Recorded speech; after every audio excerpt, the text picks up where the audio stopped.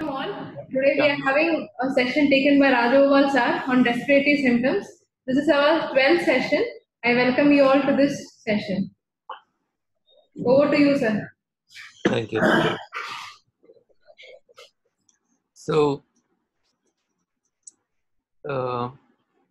even today, the vast majority of people receiving palliative care in our country are people with cancer. Kerala may be an exception. In Kerala, more of other diseases get attention than cancer, and that would eventually rightly be so anyway, because of all the people, of the 6.5 million people dying of cancer a year, only less than 1 million would have cancer.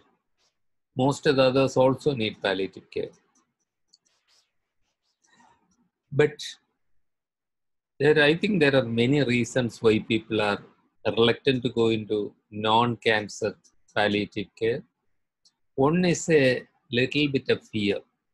In cancer, most of the time, not rightly so, but most of the time, they come to you for a terminal care.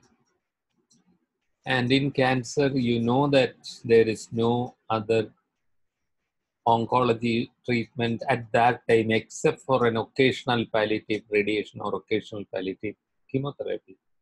Whereas with most other diseases, our own knowledge of the cardiac physiology in somebody with only 18% ejection fraction, or somebody with a COPD or interstitial lung disease of 22 years duration, we are at a loss. Personally, I am at a loss. When such people come, and I have to seek the help of a pulmonary physician or cardiologist, as the case may be. Without that kind of networking, I would find to give optimal care to that patient. But giving optimal care is one thing. Not giving them any care at all is a horrible thing. Practically, that's what it turns out to be. Most people towards the end of their disease with pulmonary, cardiac, hepatic, renal, or neurological diseases are totally rejected, not getting any care for all practical purposes, or getting inappropriate care, which is even worse. And typical example is pulmonary disease. I have personally seen a man of 67 years crying because his own physician said, I cannot treat you. I cannot treat you unless you agree to come into the intensive care unit. This specialist had treated him for 22 years, and eventually he was in and out of ICU. With chronic pulmonary disease, this is what happens to people usually. Their life is gradually a shift between home and ICU. Eventually, the duration spent in the ICU gets more and they have less time at home.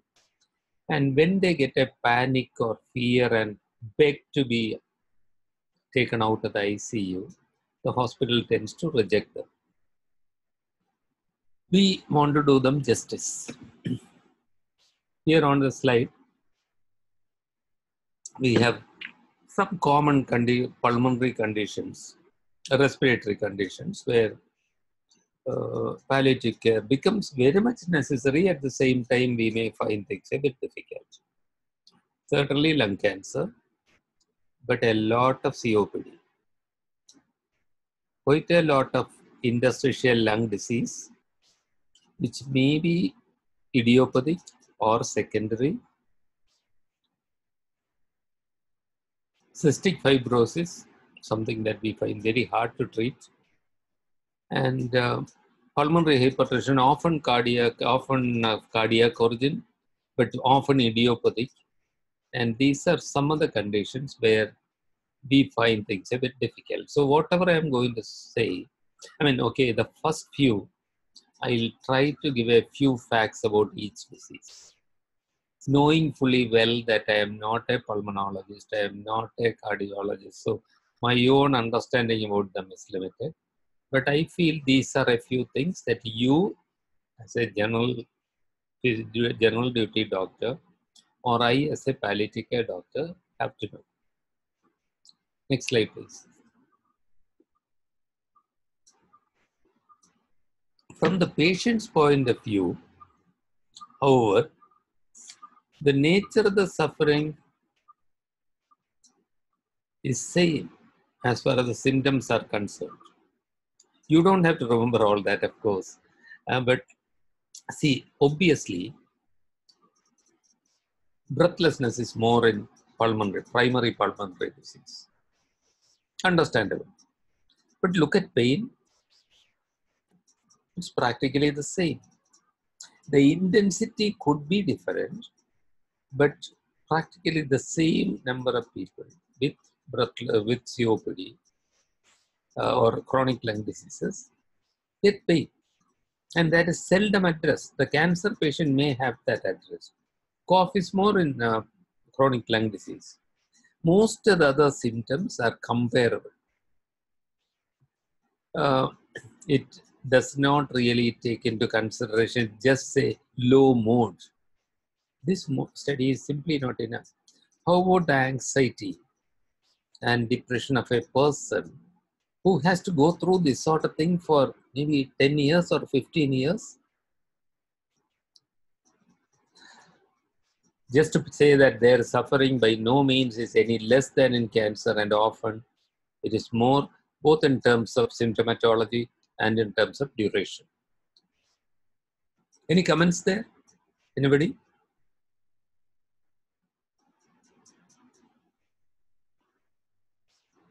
Okay, Raju, please go.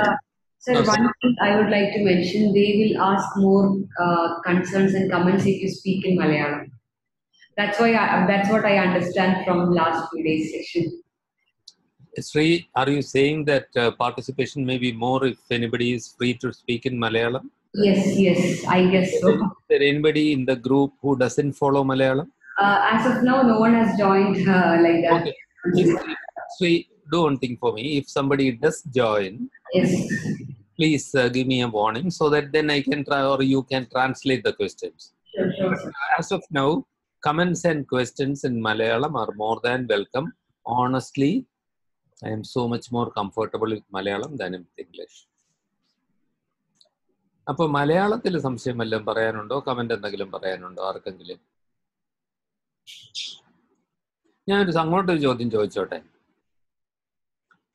ആരുടെയെങ്കിലും സ്വന്തം കുടുംബത്തിൽ ഇതുപോലെ ഒരു chronic pulmonary ഡിസീസായിട്ട് കഴിഞ്ഞ ഒരു വ്യക്തി ഉണ്ടായിരുന്നോ, അല്ലെങ്കിൽ ഇപ്പോൾ ഉണ്ടോ?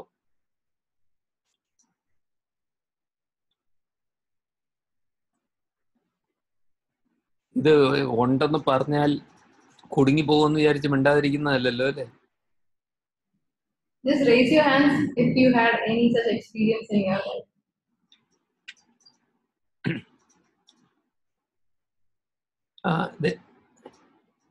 Did your hand go up? Nihida, did your hand go up? Yes. And you are sitting on top of a train engine. Sir, അത് ആക്ച്വലി ഇപ്പൊ ഇല്ല, ഡെത്ത് ആയതാണ്. എന്റെ അമ്മ ഒരു മാമൻ ഉണ്ടായിരുന്നു, ലങ് ഡിസീസ്, ക്യാൻസർ ആണെന്നാ പറഞ്ഞത്. കുറെ നാളിങ്ങനെ പോയി പോയി കുറെ നാള് മോർ വരെ കേട്ടു. പിന്നെ പറയും, ഒന്നുകൂടെ റിപ്പീറ്റ് ചെയ്യൂ. കുറെ നാള്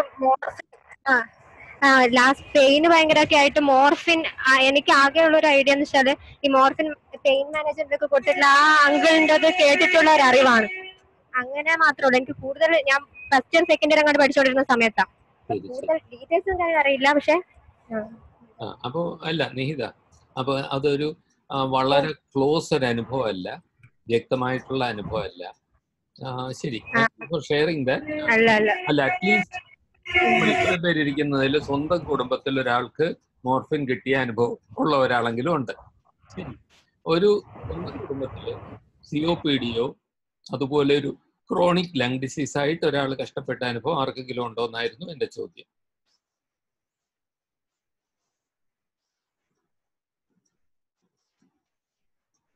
okay, let's go on. Raju, next one.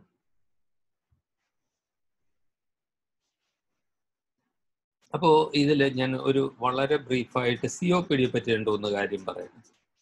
Again, ഒരു main difference between cancer and this is the cause of the disease. ക്യാൻസറിൽ ഒരു സോർട്ട് ഓഫ് ടൈം ലിമിറ്റേഷൻ ഒക്കെ ഉണ്ട്. Months, years, okay, may be at the most 4 or 5 years. ഇതിനിടയ്ക്ക് ഒന്നുകിൽ cure അല്ലെങ്കിൽ ഇത് വരുന്നു, അല്ലെങ്കിൽ ക്യൂർ വന്നു കഴിഞ്ഞ് ഒരു നിയർ നോർമൽ ലൈഫ്, പിന്നെ റെക്കറൻസും വരാം. അതല്ലാതെ ഇവിടെയാണെങ്കിൽ ഒരു പലപ്പോഴും ഈ COPD ഉള്ളവർക്ക് ഒരു ലാർജ് നമ്പറിന് അത് വേഴ്സൺ ചെയ്യുന്നത് ഒരു 25 to 30 yearsലാണ്. അവിടെ മുതൽ ഇവരുടെ സഫറിങ് തുടങ്ങുകയാണ്. അപ്പോൾ ഒരു മിഡിൽ ഏജിലൊക്കെ അത് ലങ് കണ്ടീഷൻ ബാഡായിട്ട് ഈ പങ്ക്ച്വേറ്റഡ് ബൈ അക്യൂട്ട് എക്സാസർബേഷൻസ്, ഓരോ പ്രാവശ്യവും ഭയങ്കര ഡിസ്ട്രെസ്, പിന്നെ കുറേ ആൻറ്റിബയോട്ടിക് ആയി ചിലപ്പോൾ അങ്ങനെ റിക്കവർ ചെയ്യുന്നു. കുറച്ചാളുകൂടെ കഴിയുമ്പോൾ പിന്നെ ഓരോ ക്രൈസിസിലും വെന്റിലേഷൻ ആവും. ഇത് ആണ് ഇവിടുത്തെ ഒരു ബുദ്ധിമുട്ട്. പ്രൊഗ്നോസിസ് വേരിയബിൾ എന്ന് വെച്ചാൽ ഒരു ക്യൂർ ഇവിടെ കിട്ടുന്നില്ല, പക്ഷേ എത്ര കാലം ലൈഫ് എക്സ്പെക്ടൻസി എന്നുള്ളത് സംശയമാണ്. Next please. അപ്പോൾ ഇവിടെ എന്താണ് സംഭവിക്കുന്നത് വെച്ചാൽ നമുക്കറിയാം, സ്മോൾ എയർവേസിൽ ക്ലോസിങ് ഉണ്ടാകുന്നു. അപ്പോൾ ബ്രീത്തിങ് ഔട്ട് എക്സലേഷൻ ഫേസിൽ, അതായത് പോസിറ്റീവ് പ്രഷർ അകത്ത് വരുമ്പോൾ സ്മോളർ എയർവേസിനെ കംപ്രസ് ചെയ്യുന്നു. അപ്പോൾ എയർ ട്രാപ്പിങ് വരുന്നു. മനസ്സിലായത്? അതിൻ്റെ ഫിസിയോളജിയിലേക്ക് ഞാനിപ്പോൾ ഒരുപാട് പോയാൽ നമ്മുടെ സമയം മുഴുവൻ പോകും. അത് അവസാനം സമയമുണ്ടെങ്കിൽ ചോദിച്ചാൽ കുറച്ചുകൂടെ എക്സ്പ്ലെയിൻ ചെയ്യാം. അപ്പോൾ ഈ വീക്കെൻഡ് ടൈനി എയർവേസ് പോസിറ്റീവ് പ്രഷറിൽ കൊളാപ്സ് ചെയ്യുമ്പോൾ, എക്സലേഷൻ ഫേസിൽ എയറിനെ ട്രാപ്പ് ചെയ്യുമ്പോൾ, ഇത് ലങ്സ് മുഴുവൻ നടക്കുമ്പോൾ ലങ്സ് ഓൾവേസ് ഒരു ഹൈപ്പർ ഇൻഫ്ലേറ്റഡ് സ്റ്റേറ്റിലായി. COPD ഉള്ളവർ നമ്മൾ ഇങ്ങനെയാണ് ഇരിക്കുന്നതെങ്കിൽ എൻ്റെ ഷോൾഡർ നോക്കിക്കോളൂ, COPD ഉള്ളവരുടെ ഷോൾഡർ ഇങ്ങനെ ആയിരിക്കും. ലങ്സ് ഫില്ല് ചെയ്ത് ആക്സസറി മസിൽസ് ഫങ്ഷൻ ചെയ്യുന്ന ഒരു സ്ഥിതിയിലായിരിക്കും. അപ്പോൾ അങ്ങനെ വരുമ്പോൾ ബ്രെത്ത്ലെസ്നെസ് വരുന്നു. അപ്പോൾ അനങ്ങാതാവുമ്പോൾ പിന്നെ അനങ്ങാൻ തീരെ പറ്റാതാവുന്നു, ബ്രെത്ത്ലെസ്നെസ് കൂടുന്നു, ഇടയ്ക്കിടയ്ക്ക് ഇൻഫെക്ഷൻ വരുന്നു, എക്സാസർബേഷൻ കൂടുന്നു. ഇതാണ് സംഭവിക്കുന്നത്. Next please. ഇവിടെ നമ്മൾ ഒരു COPD ഉള്ള ഒരു പേഷ്യൻറ്റിനെ കാണുമ്പോൾ അവർ ഈ സ്ഥിതിയിലാണെങ്കിൽ നമ്മൾ ഒരു അഡ്വാൻസ് ക്യാൻസറിലോ അഡ്വാൻസ് COPDയിലോ ഉള്ള പോലെ എൻ്റെ ലൈഫ് കെയർ മാത്രം ആലോചിച്ചാൽ പോരല്ലോ, ഇവരുടെ കണ്ടീഷൻ ഇമ്പ്രൂവ് ചെയ്യാൻ ശ്രമിക്കണ്ടേ. ഞാൻ പ്രത്യേകിച്ചും പെരിഫറൽ വാസ്കുലർ ഡിസീസിലെ അനുഭവത്തിൽ നിന്ന് പറയുക, beacon between you and palliative കെയറുകാർക്ക് വേറെ മിക്കവാറും എല്ലാവരെക്കാളും പേഷ്യൻറ്റിനെ സ്മോക്കിംഗ് നിർത്താൻ ഹെൽപ്പ് ചെയ്യാൻ പറ്റും. അതെന്താണെന്ന് വെച്ചാൽ നമുക്ക് ബി ക്യാൻ ലിസൺ. ഇങ്ങനെ ഒരു നിർത്തണം കേട്ടോ, ഇനി പുകവലിക്കരുത് എന്ന് ഭീഷണിപ്പെടുത്തിയോണ്ട് ആൾക്ക് നിർത്താൻ പറ്റില്ല.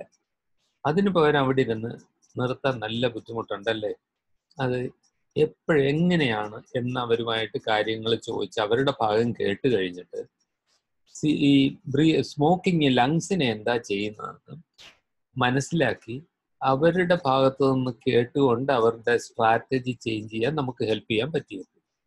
നമുക്ക് easily accessible special smoking cessation clinics ഒന്നും ഇല്ല. We are busy providing intensive care to dying people on ventilator. പക്ഷെ ഒരാളുടെ സ്മോക്കിംഗ് നിർത്താൻ വേണ്ടി പഠിപ്പിക്കാൻ ഒരു ക്ലിനിക്ക് നമുക്കില്ല എന്നുള്ളത് കൊണ്ട് maybe so bronchodilators again to the participants. ഞങ്ങൾക്കൊരു വിസിറ്റിംഗ് കൺസൾട്ടൻ്റ് ഉണ്ടായിരുന്നു, എല്ലാ വർഷവും വരുന്ന ആള്, ഒരു അയോവയിൽ ഒരു ഇന്റേണൽ മെഡിസിൻ ഡോക്ടർ. അവരുടെ ഒരു ഒബ്സർവേഷൻ 2 വർഷം മുമ്പ് വന്നപ്പോൾ അവർ പറഞ്ഞു, എല്ലാ ബ്രീതിങ് ഡിഫിക്കൽറ്റി ഉള്ളവർക്കും നമ്മുടെ അവിടുന്ന് എന്തെങ്കിലും ഒരു ബ്രോങ്കോ ഡയലേറ്റർ ഗുളിക വാങ്ങി കൊടുക്കുന്നു. ഇതല്ലല്ലോ ചെയ്യേണ്ടത്. അവര് ഇൻഹേൽഡ് കോർട്ടിക്കോസ്റ്റെറോയിഡ് പ്ലസ് ബ്രോങ്കോഡൈലേറ്ററോ എന്താ വേണ്ടതെന്ന് വെച്ചാൽ അത് ഹെൽപ്പ് ചെയ്യല്ലേ വേണ്ടത്. അതിന് ചുമ്മാ പോയി ഇതും ഉപയോഗിക്കണം കേട്ടോ എന്ന് പറഞ്ഞാൽ പോരല്ലോ, അത് പഠിപ്പിക്കണ്ടേ, അവരെ കൂടെ ഇരുത്തി പഠിപ്പിക്കണ്ടേ. അപ്പോൾ ഇതിനൊരു സ്കീം ഉണ്ടാക്കിയതായിരുന്നു അവരുടെ ഒരു വലിയ contribution. So in such people the pulmonologist may not have the time or the people who can give that attention. We can help them to stop smoking. We can help them to handle their bronchospasm so much better purely by educating them about the use of inhaled corticosteroids and inhaled bronchodilators. ഇത് പ്രത്യേകിച്ച് ഒരു കോഴ്സൊന്നും പോണ്ട, തന്നെത്താനെ ശ്രമിച്ച് നോക്കിയാൽ മതി. ഇത് എഴുതി വെച്ചിട്ട് പോകുന്നതിന് പകരം അവരത് ഉപയോഗിക്കുന്നത് ശരിയാണോ ഒന്ന് കാണിക്കുകയോ എങ്ങനെയാണ് ഉപയോഗിക്കുന്നതെന്ന് പറയുകയും പീക്ക് ഇൻസ്പിറേഷനോട് കോയിൻസൈഡ് ചെയ്ത് വലിക്കാൻ പഠിപ്പിക്കുകയും ചെയ്താൽ മതി. Next please. സ്ലൈഡിന്റെ താഴെ ഏറ്റവും ഇപ്പോൾ ആഡ് ചെയ്തത് എക്സസൈസും പൾമണറി റീഹാബിലിറ്റേഷനും എന്ന് പറഞ്ഞാൽ ഇപ്പോൾ COPD കാര്യത്തിലാണെങ്കിൽ എത്രത്തോളം ആക്സസറി മസിൽസ് കൂടുതൽ ഉപയോഗിച്ച് ആഞ്ഞാഞ്ഞ് വലിക്കാൻ നോക്കുന്നോ അത്രയും പോസിറ്റീവ് പ്രഷർ കൂടുന്നു, സ്മോൾ എയർവേ ക്ലോഷർ കൂടുന്നു. അതുകൊണ്ട് വലിയ ശ്വാസമുട്ട് ഇല്ലാത്ത സമയം വേണം സ്ലോ ഡീപ്പ് ബ്രീതിങ് പഠിപ്പിക്കാൻ.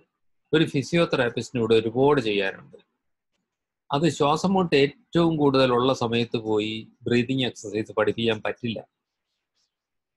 അത് ഒരുമാതിരി ആരോഗ്യം ഉള്ളപ്പോൾ പഠിപ്പിക്കണം. So that when the breathing is worse they remember that anxiety can cause them to take deep breath. അപ്പോൾ ക്വിക്ക് ബ്രെത്ത് വലിക്കുന്നതിന് പകരം സ്ലോ ആയിട്ട് വലിക്കാൻ പഠിപ്പിച്ചാൽ തന്നെ കുറച്ച് അവർക്ക് സ്വയം ഒരു കൺട്രോൾ കിട്ടും, കോംപ്ലയൻസ് ഇംപ്രൂവ് ചെയ്യും. Next please. അതായി. അപ്പോൾ പിന്നെ നമ്മൾ ആരെങ്കിലും ഒരു എൽഡർലിക്ക് ഇൻഫ്ലുവൻസ വാക്സിനോ ന്യൂമോകോക്കൽ വാക്സിനോ റെക്കമെൻഡ് ചെയ്യാറുണ്ടോ? ഇവിടെ ഇൻഫ്ലുവൻസ വാക്സിൻ ഇപ്പോഴത്തെ ഇന്റർനാഷണൽ അഡ്വൈസ് അനുസരിച്ച് 60 വയസ്സിന് ശേഷം എല്ലാവരും ചെയ്യണം എന്നാണ്. അപ്പോൾ ഇതുവരെ ഞാൻ ചെയ്തിട്ടുണ്ട്. ആനുവൽ ബൈ നവംബർ ഒരു വാക്സിനേഷൻ എടുക്കുക, 1 വർഷത്തിലൊന്ന്. വലിയ വ്യത്യാസം ഉണ്ടാകും. എവർക്കൊരു വൈറൽ ഇൻഫെക്ഷൻ കിട്ടിക്കഴിഞ്ഞാലുള്ള കോൺസിക്വൻസ് കുറയാൻ അത് ഒരുപാട് ഹെൽപ്പ് ചെയ്യും. പിന്നെ നമ്മൾ ബാക്കി മരുന്നുകളുടെ കാര്യം പറഞ്ഞു. ഈ ലോങ് ടേം അസിത്രോമൈസിന്റെ കറന്റ് അഡ്വൈസ് സ്റ്റാറ്റസ് എനിക്ക് അറിഞ്ഞുകൂടാ, ഇപ്പോഴും ആളുകൾ ഉപയോഗിക്കുന്നുണ്ട്. അപ്പോൾ അത് ഞാനിപ്പോൾ അങ്ങനെ ഒരു ക്വസ്റ്റ്യൻ വന്നാൽ ഞാനൊരു പൾമണോളജിസ്റ്റിനെ വിളിച്ച് ചോദിക്കും. ബൈ ദ വേ രാജു, നമ്മൾ ഡോക്ടർ രാജമയ്യറിനെ ഇത് കഴിഞ്ഞിട്ട് ഒന്ന് ഫോൺ ചെയ്തിട്ട് ഇതിനെപ്പറ്റി സംശയങ്ങൾ ഉണ്ടെങ്കിൽ ചോദിക്കും, അവൈലബിൾ ആവണം എന്നൊന്ന് പറയണം. Dr. Rajagopal is a pulmonologist in Mumbai and generally very helpful. So whenever we have doubts about pulmonary diseases, we can ask her. Okay, sir. രാജ്യത്തിന്റെ പെർമിഷൻ വാങ്ങിച്ചിട്ട് നമുക്ക് ഇമെയിലും ഷെയർ ചെയ്യാം. ശരി. പിന്നെ ഇത് ഇപ്പോൾ സ്ലൈഡിന്റെ നടുക്ക് ചാടി വന്നത് ഓക്സിജന്റെ കാര്യമാണ്.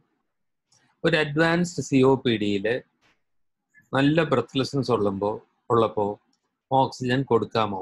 7 പാർട്ടിസിപ്പൻസ് ആണോ? അല്ലേ രാജു? ഇപ്പൊ ജോയിൻ ചെയ്തിട്ടുള്ളത് 7 പാർട്ടിസിപ്പൻസ് ആണോ?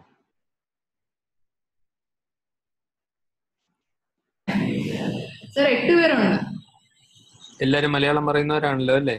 എല്ലാരും മലയാളം പറയുന്നു. അപ്പോൾ ഇപ്പൊ ഏപ്രിലിൽ ഇലക്ഷൻ വരുന്നത്, നമുക്കൊരു ചെറിയൊരു ട്രെയിനിങ് ഇപ്പോൾ എടുക്കാം, ഒരു ചെറിയ വോട്ടിങ് നടത്താം. Advance COPD patient severely breathless, oxygen കൊടുക്കാമോ കൊടുത്തൂടെയോ? നമുക്ക് ഡെമോക്രാറ്റിക് ആയിട്ട് തീരുമാനിക്കാം. If it is yes, raise your hands. For yes. Video ഇല്ലാത്തവർക്ക് ചാറ്റ് ചെയ്യാം. ഒരു കൈ പോയോ അതോ പകുതി കൈ പോയോ മുകളിലേക്ക്? ഇല്ല. ഇതെല്ലാം അസാധു വോട്ടാകുന്ന ലക്ഷണമാണ്. കൊടുക്കാൻ പാടില്ല എന്ന അഭിപ്രായമുള്ളവരുടെ എല്ലാം കൈ പൊങ്ങട്ടെ. അമ്മാളുവിന്റെ കൈ പകുതിയല്ല മുഴുവൻ പൊങ്ങി. 1.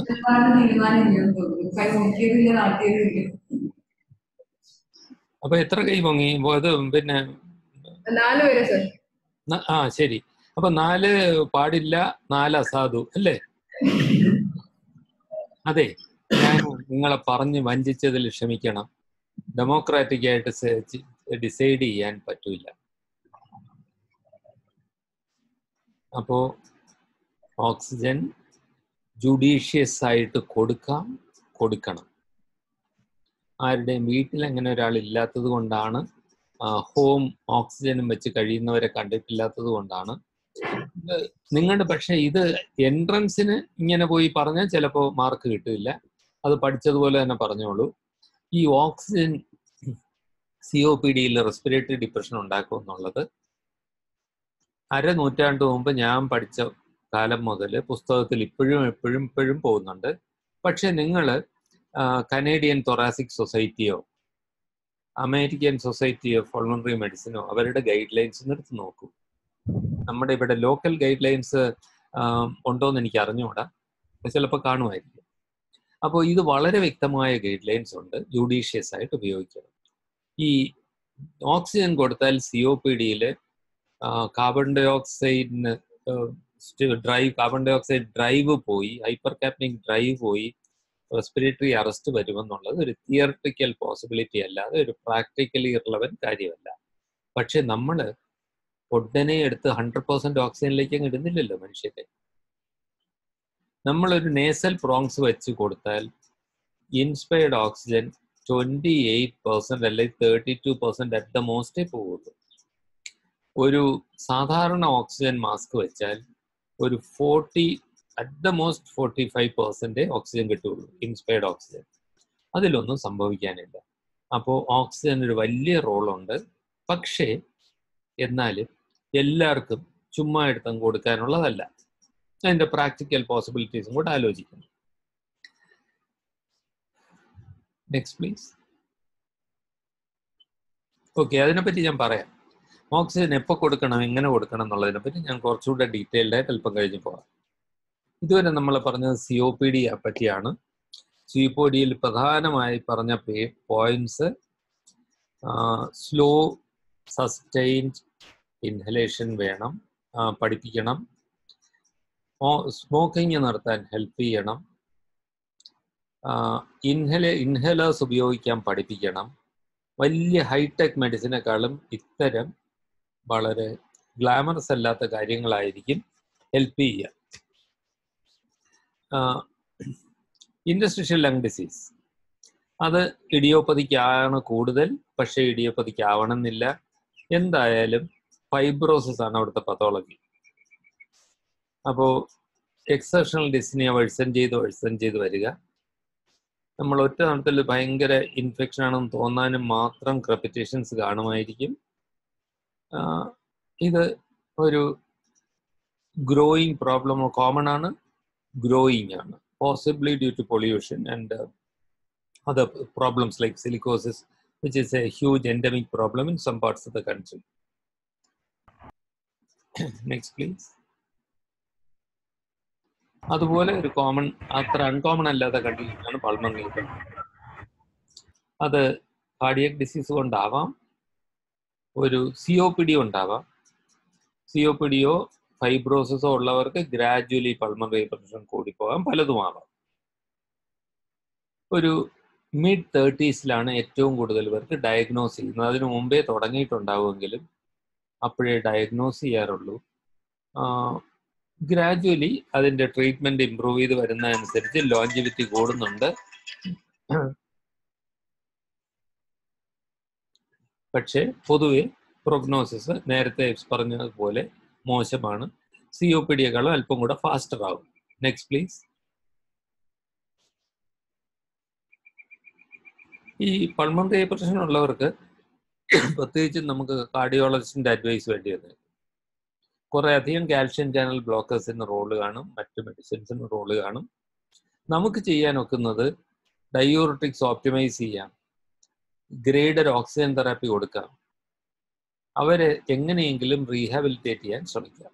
ഇത് മറ്റ് ട്രീറ്റ്മെൻറ്റ് മെഡിക്കൽ ഡ്രഗ് മാനേജ്മെൻറ്റിൻ്റെ കൂടെ പോകേണ്ട കാര്യമാണ്. Next please.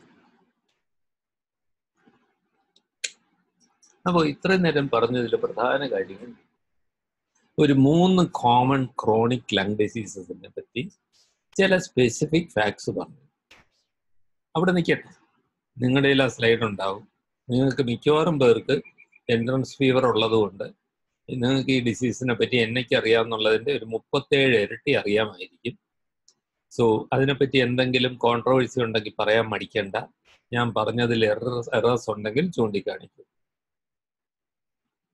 അപ്പൊ ഈ ഇൻഡിവിജ്വൽ ഡിസീസിന്റെ കാര്യം ഞാൻ അവിടെ വിട്ടു. ഞാൻ ഇനി ഏറ്റവും പ്രൊഡോമിനന്റ് ആൻഡ് ട്രോമറ്റൈസിങ് സിംറ്റത്തിന്റെ കാര്യത്തിലേക്ക് പോവുക. ബ്രെത്ത്ലെസ്നെസ്. ഇത് ഒരു എമർജൻസി റൂമിൽ പേഷ്യൻസ് വരുന്നതിന്റെ ആവറേജ് 4/1 ഇതിനു വേണ്ടിയായിരിക്കും. EOLC എന്ന് വെച്ചാൽ എൻഡ് ഓഫ് ലൈഫ് കെയർ ആണ്. റെസ്പിറേറ്ററി ക്രോണിക് ലങ് ഡിസീസ് ഉള്ള എല്ലാവർക്കും ഉള്ള സിംറ്റം ആയിരിക്കും.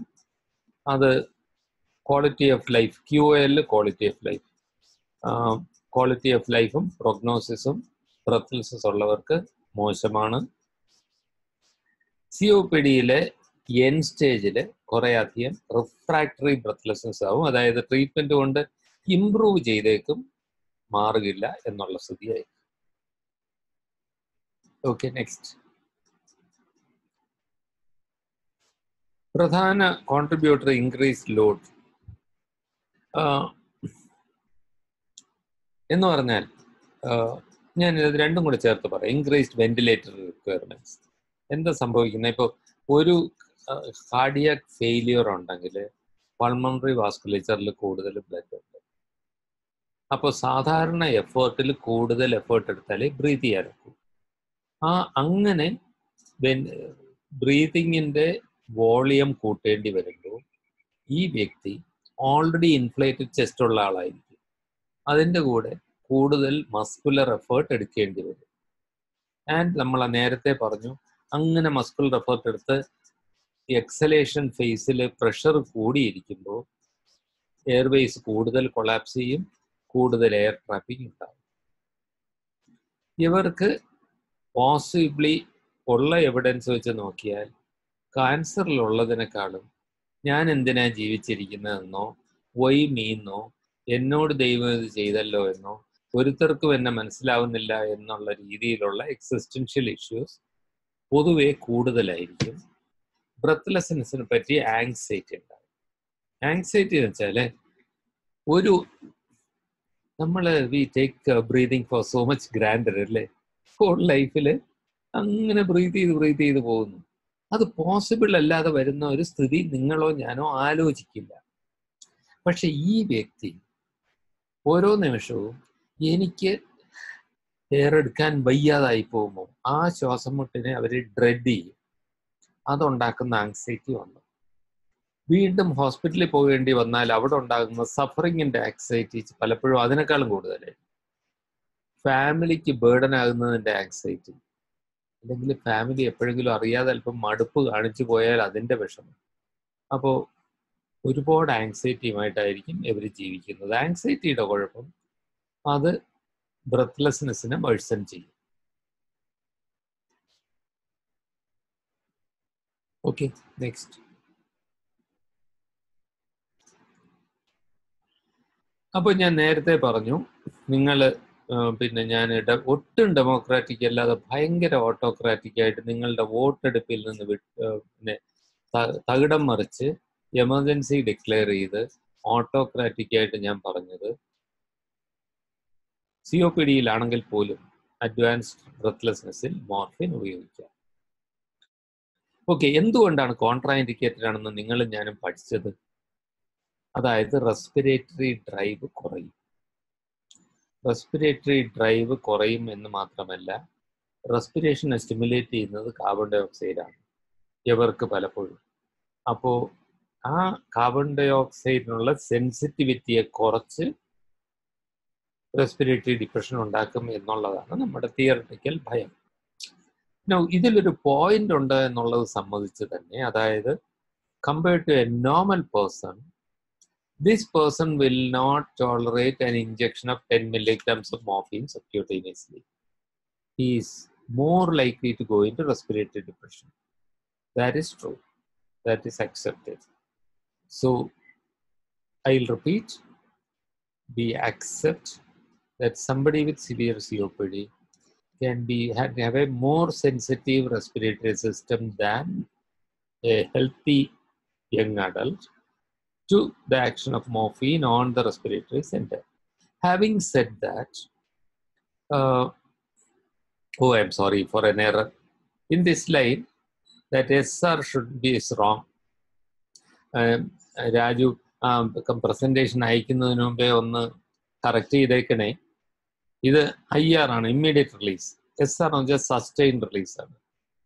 സാധാരണ നമ്മൾ ഉപയോഗിക്കുന്ന, അധികം പേരും ഉപയോഗിക്കുന്ന 4 മണിക്കൂറിൽ ഒരിക്കൽ കൊടുക്കുന്ന മോർഫിൻ നമ്മൾ ഇങ്ങനെ ഒരു വ്യക്തിക്ക് കൊടുക്കുമ്പോൾ 2.5 മില്ലിഗ്രാം, അതായത് 4-1 ടാബ്ലറ്റ് 4 നേരമായിട്ടായിരിക്കും തുടങ്ങുക. അത്രേ കൊടുക്കും. ഓക്കെ, വളരെ ചെറിയ ഡോസിൽ. പിന്നെ ഒരു കാര്യം, ഓൾറെഡി പേഷ്യൻ്റ് പെയിനിന് വേണ്ടി മോർഫിനിലാണെങ്കിൽ എങ്കിൽ വ്യത്യാസമുണ്ട്. Then you increase it by 50%.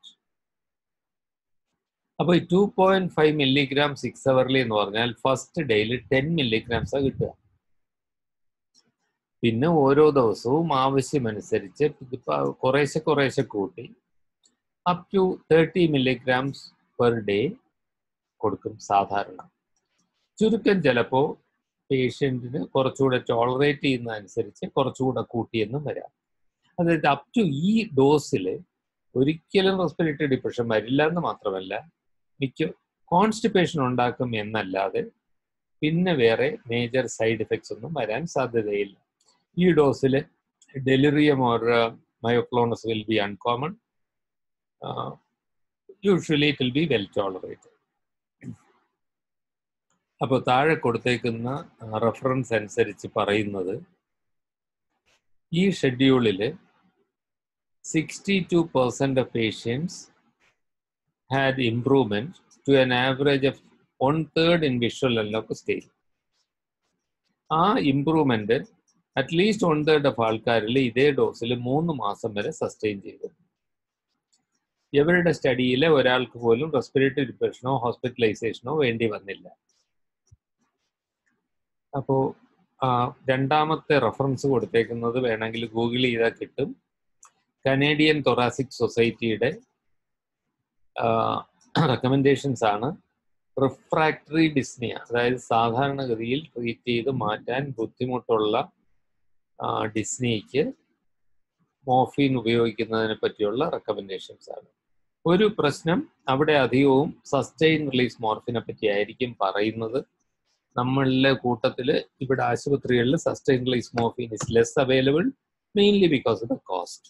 നമ്മളെല്ലാം ദാരിദ്ര്യവാസികളായതുകൊണ്ട് ചെലവ് കുറഞ്ഞ ഇമ്മീഡിയറ്റ് റിലീസ് മോർഫിനാണ് നമ്മൾ വാങ്ങിച്ച് വയ്ക്കാറുള്ളത്. ഈ മോർഫിൻ ബ്രെത്ത്ലെസ്നെസ് ഉള്ളാതെ COPD ഇൻഡസ്ട്രിയൽ ലങ് ഡിസീസോ പ്രൈമറി പൾമണറി ഹൈപ്പർടെൻഷനോ എന്തോ ആവട്ടെ, അതിൽ ഇൻട്രാക്റ്റബിൾ ബ്രെത്ത്ലെസ്, അതായത് ബ്രോങ്കോ ഡയലേറ്ററോ സാധാരണ മെഡിക്കേഷനോ കൊണ്ട് കറക്റ്റ് ചെയ്യാത്ത ബ്രെത്ത്ലെസ്നെസ്സിൽ മോർഫിൻ കൊടുക്കുന്നതിനെ പറ്റിയാണ് ഈ സ്ലൈഡിൽ പറയുന്നത്. ഈ പറഞ്ഞതിനെ പറ്റി എന്തെങ്കിലും ചോദ്യമുണ്ടോ? SR മാറ്റി IR ആക്കുന്ന, സസ്റ്റെയിൻ റിലീസ് മാറ്റി ഇമ്മീഡിയറ്റ് റിലീസ് ആക്കുന്ന കാര്യം മറക്കണ്ട. Any questions? Anybody please put up your hands.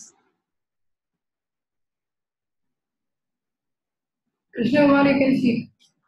Sorry? Hello? Yes, we can hear you. Sir, low dose injection ആയിട്ട് കൊടുക്കാൻ പറ്റും സർ? പറ്റും. അതായത് ഇപ്പോൾ ഓറൽ കഴിക്കാൻ പറ്റാത്ത ആളാണ്, പല കാരണം കൊണ്ടാവാം. ഇവിടെ ഒരു ട്യൂമറാണെന്ന് വെച്ചോളൂ, ഒരു അഡ്വാൻസ് ക്യാൻസറിൽ സോളോ ചെയ്യാൻ വയ്യാത്ത ആള് കൊടുക്കേണ്ടി വരും. അപ്പോൾ അത് ഞങ്ങൾ ചെയ്യാറുമുണ്ട്. അതായത് നമ്മൾ ഒരു ഓറലിൻ്റെ റഫ്ലി 2 to 3 times ആണ് ഇഞ്ചെക്റ്റബിളിൻ്റെ ബയോ അവൈലബിലിറ്റി. അപ്പോൾ ഡോസ് അതുപോലെ ആയിരിക്കും അഡ്ജസ്റ്റ് ചെയ്യുക. അപ്പോൾ ഒരു ആവറേജ് 1 milligram വെച്ചിട്ടായിരിക്കും തുടങ്ങുക. സബ്ക്യൂട്ടേനിയസ്, ഇൻട്രാവീനസ് അല്ല കൃഷ്ണകുമാർ. ഇൻട്രാവീനസ് ആണെങ്കിൽ എന്ന് വെച്ചാൽ ഉള്ളത് വേഗം പീക്ക് ചെയ്യുമല്ലോ. Subcutaneous is always better. Diluted medicine എടുത്ത് 2.5 oral കൊടുക്കുന്നിടത്ത് നമ്മൾ 1 milligram injection കൊടുക്കും. I'm glad you asked the question. Any more doubts?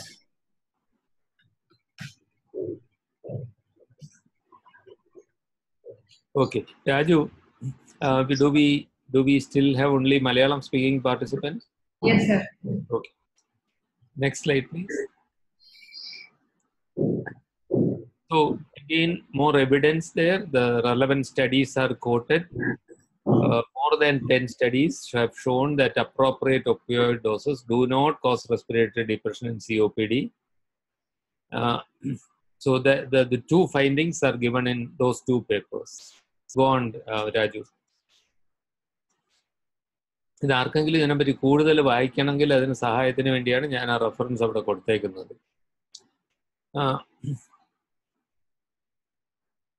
ഞാൻ ഇത്ര നേരം ബ്രെത്ത്ലെസ്നെസിന്റെ കാര്യം പറഞ്ഞ് ഞാൻ തീർന്നില്ല. ഞാനിനി ഒരു ടെർമിനൽ ഇവന്റിൽ ബ്രെത്ത്ലെസ്നെസ് എന്ത് ചെയ്യണം എന്നുള്ളതിൽ കുറച്ചുകൂടെ കഴിഞ്ഞിട്ട് പോകും. തൽക്കാലം കോഫിന്റെ കാര്യം പറയുക. ഇറിറ്റന്റ് കോഫ് ചിലപ്പം വളരെ ഡിസ്ട്രസിങ് ആവും. Management more or less same. Cough suppress ചെയ്യാൻ ഒപ്പിയോയിഡ്സ് കൊടുക്കുക. പിന്നെ ഇവിടെ ആന്റി ടസീവിൻ ഡെക്സ്ട്രോമെത്തോർഫാൻ എന്നുള്ള ഡെക്സ്ട്രോമെത്തോർഫാൻ ഏത് ഗ്രൂപ്പിലാണ് വരുന്നതെന്ന് അറിയാമോ? എനിബഡി? ഒപ്പിയോയിഡ് ആട്ടോ. പക്ഷേ വളരെ വീക്ക് ഒപ്പിയോയിഡ് ആണ്. പ്രധാനമായിട്ടും നമ്മുടെ കോഫ് സപ്രസിന്റെ സിറപ്പിൽ ചിലതിലൊക്കെ ഉണ്ട്. അപ്പോൾ ഡെക്സ്ട്രോമെത്തോർഫാൻ അവൈലബിൾ ആണ്. ഡെക്സ്ട്രോമെത്തോർഫാൻ നമ്മൾ കടയിൽ പോയാൽ കിട്ടിയില്ലെങ്കിൽ ഒന്ന് ഗൂഗിൾ ചെയ്ത് ട്രേഡ് നെയിം മനസ്സിലാക്കിയിട്ട് പോകണം. Dextromethorphan syrup is available in the market, usually along with something else. അപ്പോൾ നല്ലോണം കോഫ് സപ്രസ് ചെയ്യാൻ അത് ഹെൽപ്പ് ചെയ്തേക്കും. യൂഷ്വലി വലിയ കുഴപ്പമൊന്നും കാണില്ല. അപ്പോൾ എനിക്ക് അടുത്ത കാലത്ത് വൈറൽ ഫീവർ വന്നിട്ട് ഒരു 3 ആഴ്ചയോളം ചുമ മാറുന്നില്ല. ഞാൻ കഴിച്ചിരുന്നു കേട്ടോ. എനിക്ക് പ്രത്യേകിച്ച് വലിയ ബുദ്ധിമുട്ടൊന്നും ഉണ്ടായില്ല. പിന്നെ ഒരല്പം രാത്രിയൊക്കെ ആകുമ്പോൾ ഒന്ന് പണി ചെയ്യാൻ തോന്നാത്ത അത്ര ഒരല്പം ഡള്ളാവുമായിരുന്നു. അത്തരം എഫക്റ്റ് വേരിയബിൾ ആവും. കാര്യമായിട്ട് സൈഡ് എഫക്റ്റ് ഒന്നും ഇല്ലാതെ ഉപയോഗിക്കാൻ പറ്റും. അണ്ടർ എസ്റ്റിമേറ്റ് ചെയ്യേണ്ട യൂസ്ഫുൾ മെഡിസിൻ ആണ്. അല്ലാതെ ഈ എന്തെങ്കിലും കോഫ് സിറപ്പ് എന്നുള്ളത് കൊണ്ട് വലിയ പ്രയോജനമില്ല. ഇവിടെ നമ്മൾ ഒരു അലർജിക് ഫാക്ടർ ഉണ്ടെങ്കിലേ ആന്റിഹിസ്റ്റമിനിക് ഉള്ള അതുകൊണ്ട് പ്രയോജനം വരും. Corticosteroids certainly are likely to helpful. നമുക്ക് ഒക്കുന്നിടത്തോളം നമ്മൾ ഇൻഹെയിൽഡ് കൊടുക്കും. പറ്റിയില്ലെങ്കിൽ ഓർ സിസ്റ്റമിക്കായിട്ട് കൊടുക്കും.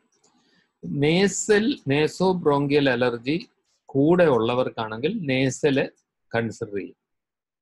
ഞാൻ അവസാനം 3 ക്വസ്റ്റ്യൻ മാർക്ക് ഇട്ടേക്കുന്നതും ഉപയോഗിക്കപ്പെടുന്ന മരുന്നുകളാണ്. അതിൻ്റെ വാല്യൂ ക്വസ്റ്റ്യനബിൾ ആണ്. താലിഡോമൈഡ് യൂസ്ഫുൾ ആയേക്കുമെന്ന് പറയപ്പെടുന്നു. ഇൻഹെയിൽഡ് ഒക്കെ എനിക്കറിയാം, ഞാൻ യൂസ് ചെയ്തിട്ടുണ്ട്. യൂസ്ഫുൾ ആണ്. അതായത് നമ്മൾ ചെയ്യുന്നത് നമ്മുടെ സാധാരണ ലിഗ്നോക്കെയിൻ എടുത്ത് പ്രിഫറബിളി നമ്മൾ ലിഗ്നോ കാർഡ്, അതിൽ പ്രിസർവേറ്റീവ് ഇല്ല, സാധാരണ നെബുലൈസർ ഉപയോഗിച്ച് നെബുലൈസ് ചെയ്ത് കൊടുക്കുക. ത്രോട്ടൊക്കെ നമ്പാവും, കോഫ് കുറയും. കുഴപ്പം എന്താ വെച്ചാൽ വളരെ ഷോർട്ട് ലിവ്ഡാണ്. ഒരു 15 minutes to half an hour അതിൻ്റെ പ്രയോജനം കിട്ടുള്ളൂ. അതാണ് അതിൻ്റെ കുഴപ്പം. ഗാബാപെന്റിൻ വലിയ യൂസ്ഫുൾ ആണെന്നൊക്കെ കമ്പനി പറയുന്നു. എത്രത്തോളം എന്നുള്ളതിനെ പറ്റി സംശയമുണ്ട്. അപ്പോൾ പ്രധാന മെഷേഴ്സ് ഒപ്പിയോയിഡ്സ് ഇൻക്ലൂഡിങ് ഡെക്സ്ട്രോമെത്തോർഫാൻ, കോർട്ടിക്കോസ്റ്റെറോയിഡ്സ്, ഇതാണ് ഇവിടെ ഡ്രഗ് ട്രീറ്റ്മെന്റിൽ പ്രധാനമായിട്ട് പറഞ്ഞത്. Any questions?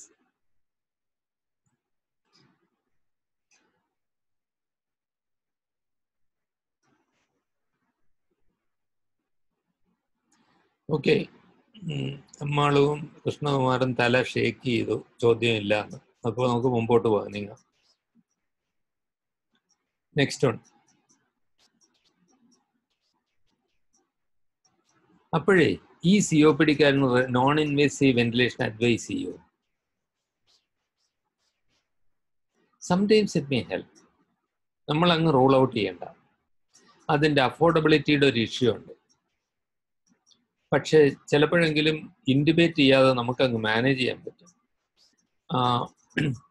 COPD ഉള്ളിടത്ത് അവസാനം എഴുതിയുന്ന HRQOL എന്ന് വെച്ചാൽ health related quality of life എന്നാണ്. അത് കണ്ടിന്യൂസ് ആയിട്ട് ഉപയോഗിച്ചിട്ട് ക്വാളിറ്റി ഓഫ് ലൈഫിന് കുഴപ്പമൊന്നും ഇല്ല എന്ന് പേഷ്യൻസ് പറഞ്ഞതായിട്ടുള്ള എവിഡൻസ് ആണ് അവസാനത്തെ അസോലെ എന്നുള്ള ആ പേപ്പറിൽ കാണുന്നത്.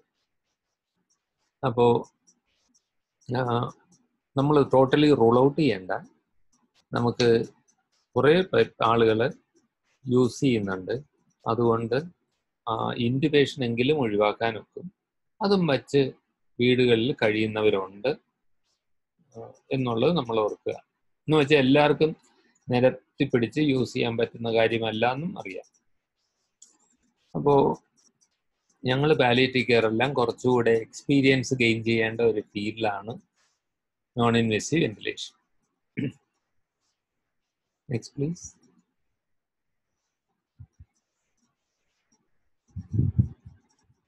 അപ്പൊ ഇവിടെ നമ്മൾ ഈ മരുന്നിന്റെ കാര്യം മാത്രമേ ആലോചിക്കൂ. ഇനി ഈ പേഷ്യന്റ് നാളെ കണ്ടീഷൻ വളരെ മോശമായാൽ നമ്മൾ എന്ത് ചെയ്യും?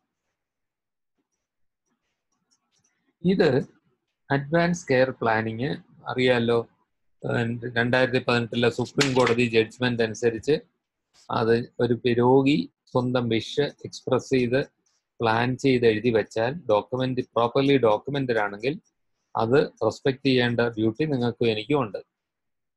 അപ്പോൾ അതെങ്ങനെ ചെയ്യുമെന്നുള്ളതിനെ പറ്റി ആർക്കും യൂഷ്വലി വലിയ വ്യക്തത ഉണ്ടാവില്ല.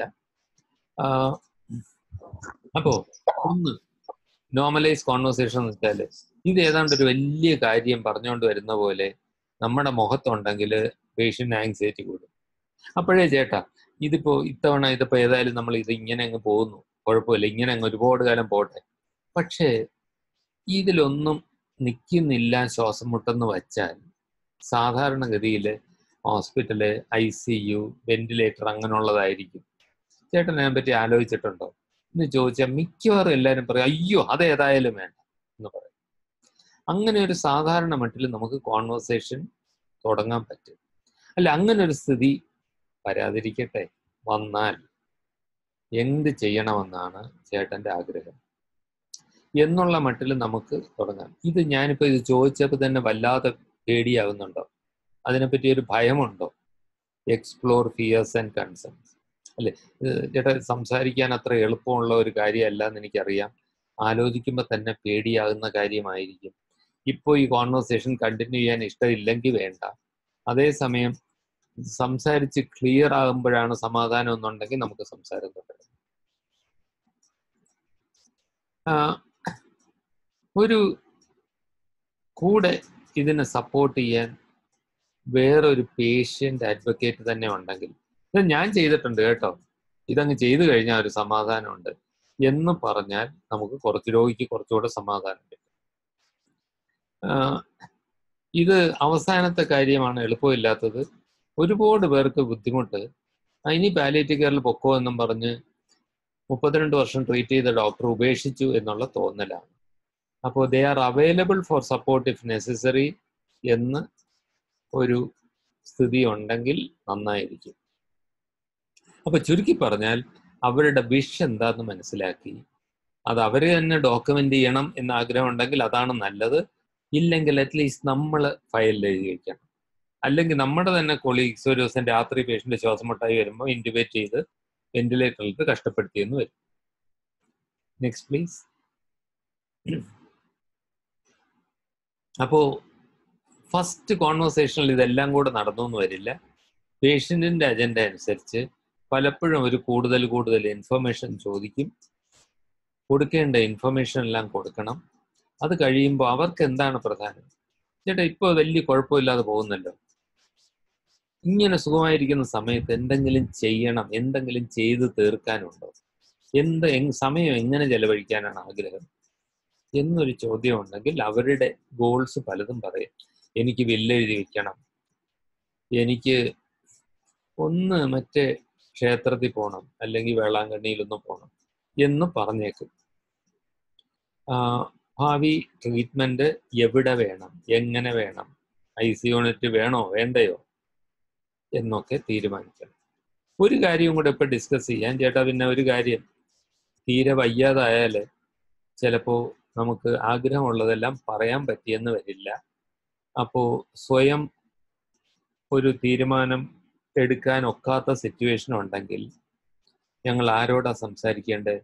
ഭാര്യയോടോ മക്കളോടോ അതോ വേറെ ആരെങ്കിലോടോ? So there may be a surrogate decision maker. Sorry for that abbreviation. DM doesn't stand for Doctor of Medicine. It's decision maker. Raju നമുക്കൊന്ന് കറക്റ്റ് ചെയ്യണേ, അയക്കുന്നതിന് മുമ്പ്. സർഗേറ്റ് ഡിസിഷൻ മേക്കർ ആവണം. അവരെ പക്ഷേ ഈ കോൺവെർസേഷനിൽ ഇൻക്ലൂഡ് ചെയ്യാതെ സർഗേറ്റ് ആക്കി വെച്ചാൽ ആകെ അബദ്ധം. അവസാനം ഒരു തീരുമാനത്തിന് ഇവരെ റെഡിയാക്കി എടുക്കുക, രോഗിയും ഡിസിഷൻ മേക്കറേയും, എന്നുള്ളതാണ് നമ്മുടെ ഉദ്ദേശം. Next please.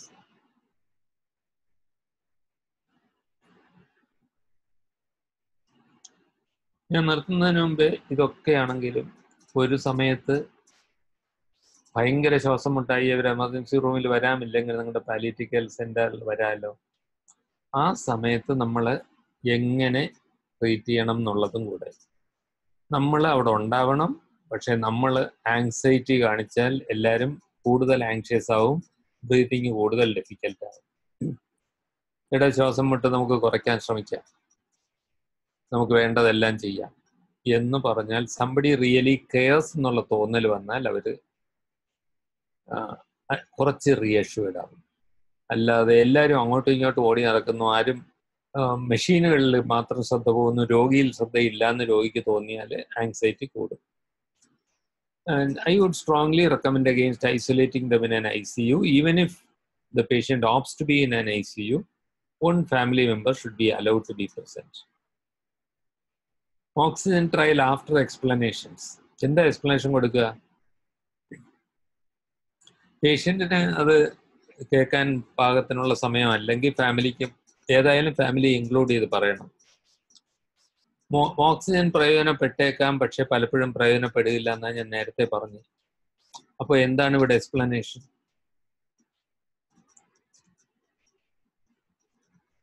ചേട്ടാ ഞാൻ ഓക്സിജൻ വെച്ച് നോക്കാൻ പോവുക, നമുക്കൊരു 10 മിനിറ്റ് ട്രൈ ചെയ്യാം.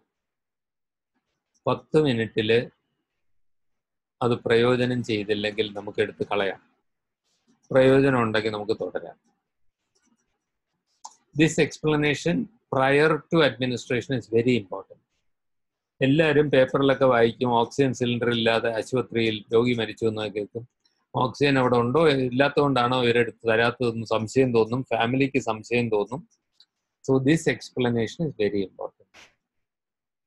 ഇനി എൻട്രൻസിന് എത്ര സമയം വേണം? Equilibration between inspired air and arterial blood.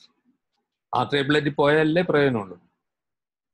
Equilibration between inspired oxygen, നമ്മളിപ്പോൾ ഓക്സിജൻ അപ്ലൈ ചെയ്തു, അത് 50% ഓക്സിജൻ ആണെന്ന് വിചാരിച്ചോളൂ.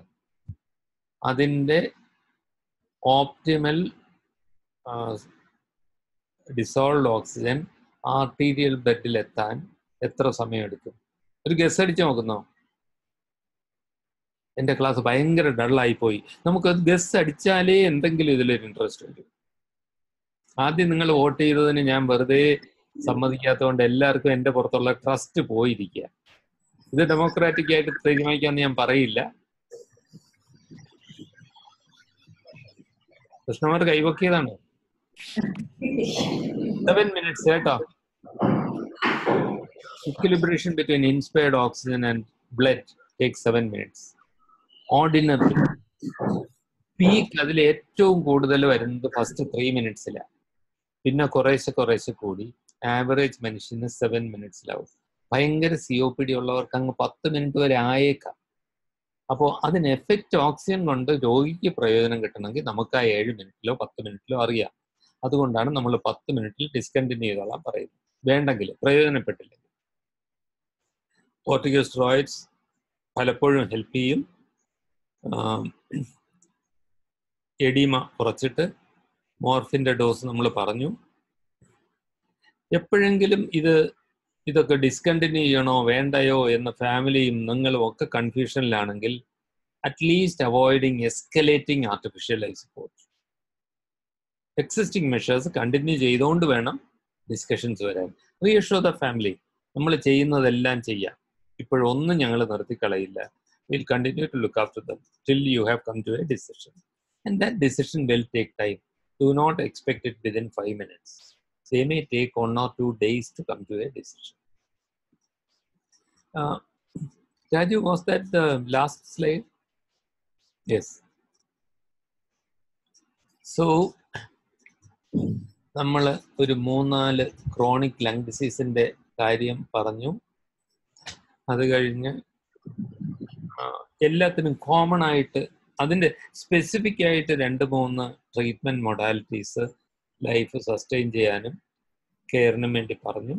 അത് കഴിഞ്ഞ് പറഞ്ഞത് എല്ലാത്തിനും കോമൺ ആയിട്ടുള്ള സിംറ്റം കൺട്രോൾ ആയിരുന്നു പറഞ്ഞത്, പ്രത്യേകിച്ചും ഡിസ്നിയും കോഫും ബ്രെത്ത്ലെസ്നെസ്സിന്റെ ഒരു എമർജൻസി മാനേജ്മെന്റ്.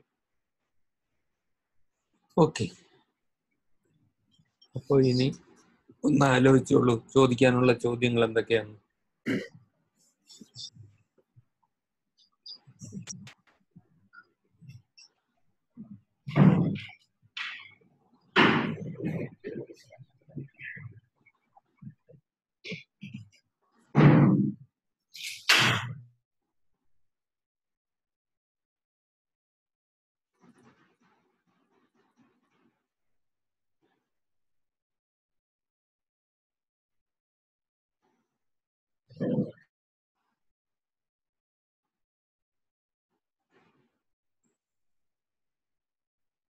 നമുക്ക് രേഷ്മ ബാക്കി ആർക്കും ചായ കൊടുക്കാതെ സ്വയം എടുത്തുകൊണ്ട് വരുന്ന തനിച്ച് മനുഷ്യര്.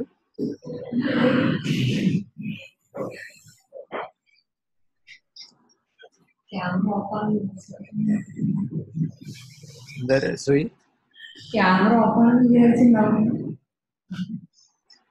ഇതൊക്കെ റെക്കോർഡ് ചെയ്ത് ലോകം മുഴുവൻ പോകും അല്ലേ? ഒക്കെ രേഷ്മ എല്ലാം തെളിവായി. ഇത് മറ്റേ സഞ്ജീവ് അറോറ അവിടെ ഇരുന്ന് കാണുന്നുണ്ടാവും വേണമെന്ന് വെച്ചാല്. ശരി, എനി ക്വസ്റ്റ്യൻ പ്ലീസ്? അല്ല, not about Reshma's tea, anything else? Hello sir. Krishna sir, Deriphyllin പോലുള്ള ഡ്രഗ്സിന്റെ ഒക്കെ അപ്പോ നമ്മള് നേരത്തെ ഒരിടത്ത് ഒരു കാഷ്വൽ മനുഷ്യൻ ഒരു ഗ്രൂപ്പ് ഓഫ് ഡ്രഗ്സിനെ പറ്റി പറഞ്ഞു, ഫോസ്ഫോഡയസ്ട്രൈസ് ഇൻഹിബിറ്റേഴ്സ്. അത് ജനറലി ഈ ഒരു സ്റ്റേജിൽ വളരെ യൂസ്ഫുൾ ആവില്ല. 1-2 പ്രശ്നമുണ്ട്. ഒന്ന്, നമ്മൾ എളുപ്പത്തിനാണ്, വില കുറവാണ്, 1 TID എന്നങ്ങ് എഴുതി വിടാൻ എളുപ്പമുണ്ട്. നമ്മുടെ ഇവിടെയും ഇപ്പോൾ ഒന്ന് കുറഞ്ഞിട്ടുണ്ടെന്ന് തോന്നുന്നു. ശ്വാസം മുട്ടെന്ന് പറഞ്ഞാൽ ഉടനെ 1 ഡെറിഫിലിൻ TID. അപ്പോൾ ഇത് okay, if there is bronchospasm it may be partially effective to some extent, but now we know so much about the effect of bronchodilators, and we know very clearly that compared to the side effect profile of theophylline or any derivative, including its effect on the heart, it is so much better to give inhaled corticosteroids. Appo pakshe only catch is if the bronchospasm is very severe, the inhaled drug may not reach where it should. അങ്ങനെയാണെങ്കിൽ ഒരു emergency management വേണ്ടി വരും. അങ്ങനെയാണെങ്കിൽ തന്നെ beta സ്റ്റിമുലേറ്റേഴ്സ് അല്ലേ നല്ലത് എന്നൊരു ചോദ്യം. So it is now, nobody is saying that it shouldn't be used at all, but especially in somebody with significant breathlessness from COPD, interstitial lung disease, or pulmonary hypertension, it's unlikely to be useful. But having said all this, 22 വർഷമായിട്ട് ഡെറിഫിലിൻ കഴിക്കുന്ന ആളിന് കൃഷ്ണമാർ അങ്ങോട്ട് ഇത് നിർത്തിക്കോ എന്ന് പറഞ്ഞാൽ ആദ്യ. That's one thing that they trust. So I'm not saying that it should not be used. I'm saying that it should be limited use. We should be training people in the use of inhaled steroids more.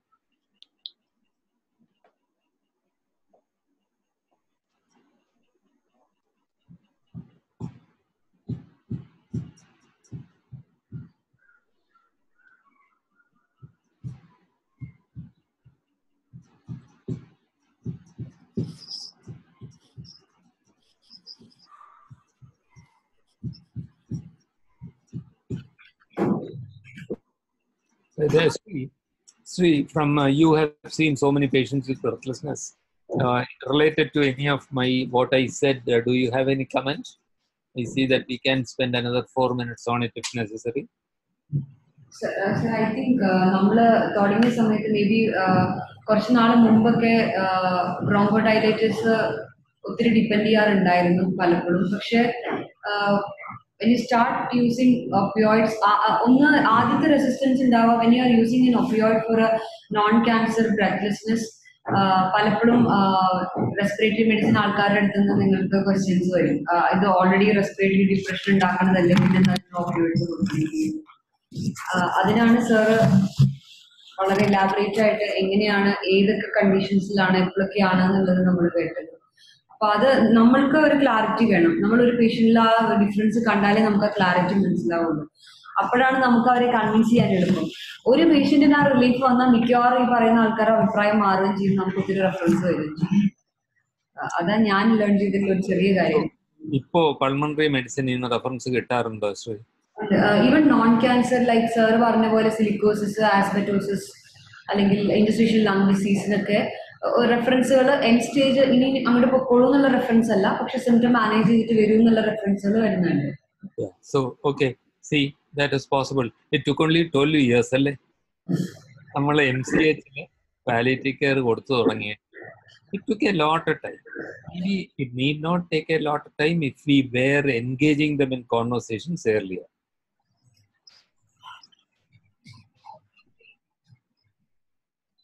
Sir, ഒരു question വന്നിട്ടുണ്ട്. So cancer patient with sudden respiratory distress patient, why do we give morphine? Look, sudden respiratory distress ഒരു പേഷ്യന്റിന് വന്നാൽ ഉടനെ morphine കൊടുക്കണം എന്ന് ഞാൻ പറഞ്ഞില്ല. Remember, suppose the patient has a foreign body there, would we give morphine? We wouldn't. That's not what I am saying. Sudden എന്നല്ല പറഞ്ഞത്, emergency റൂമിൽ വരുന്ന പേഷ്യൻറ്റിന്റെ 1/3 ആവറേജ് ബ്രെത്ത്ലെസ്നെസ്സിനായിരിക്കും. ഒരു നോൺ പേഷ്യന്റ് ഈ ക്രൈസിസ് വരുമ്പോഴാണ് അവർ ഓടി വരുന്നത്. That doesn't mean that it is a first episode. It doesn't mean a upper airway obstruction due to a foreign body. അങ്ങനെയുള്ള സിറ്റുവേഷനിലെല്ലാം മോർഫിൻ കൊടുക്കാനല്ല പറയുന്നത്. I'm glad you asked the question and gave me the opportunity to explain it. The emergency room was mentioned because majority of patients, COPD, interstitial lung disease, etc., reach emergency room with breathlessness at the middle of the night. അങ്ങനെയുള്ള പേഷ്യൻസിന്റെ മാനേജ്മെന്റിലാണ് ഇത് പറഞ്ഞത്. ഒരു traffic accident ഉള്ള ആളിനാണെങ്കിൽ morphine കൊടുക്കും, അത് ബ്രെത്ത്ലെസ്നെസ്സിന് വേണ്ടിയല്ല, more for the pain.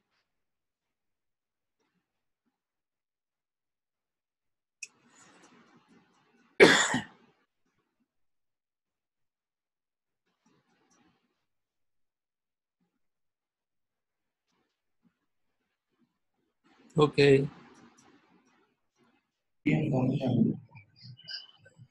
So can we move to the case presentation now?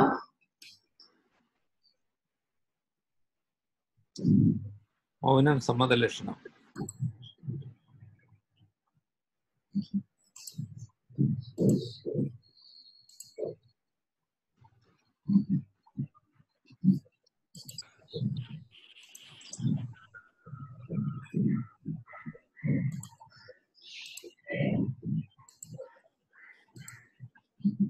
So over to you, Dr. Krishna.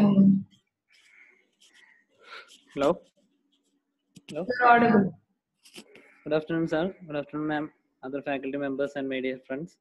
I am Dr. Krishna, graduated from Travancore Medical College.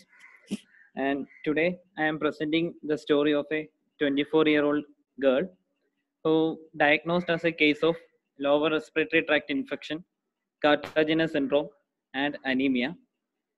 Next, I want to just explain what is cartilaginous syndrome. This cartilaginous syndrome is a primary ciliary dyskinesia, also known as immotile ciliary syndrome. Other name is cartilaginous syndrome, and it is rare, and it is also autosomal recessive genetic disorder. What is the pathology of the disease? It affects the action of cilia, and we know that cilia is present in the respiratory tract, fallopian tube, and the sperms and all. And the action of cilia is affected in all these areas, including lower and upper respiratory tract, sinuses, eustachian tube, middle ear, etc. So what happened is, usually the physiology is, cilias are hair-like structures over the cells in these tracts, and these hair-like structures are moving in a same fashion um, to empty the or for the clearance of the mucus from these tract. So since these cilia are not working properly, there will be poor mucociliary clearance from the tract, and there is accumulation of this mucus within the respiratory tract, and it can lead to upper and lower respiratory infection. And usually this cardiogenic syndrome is also associated with bronchiectasis.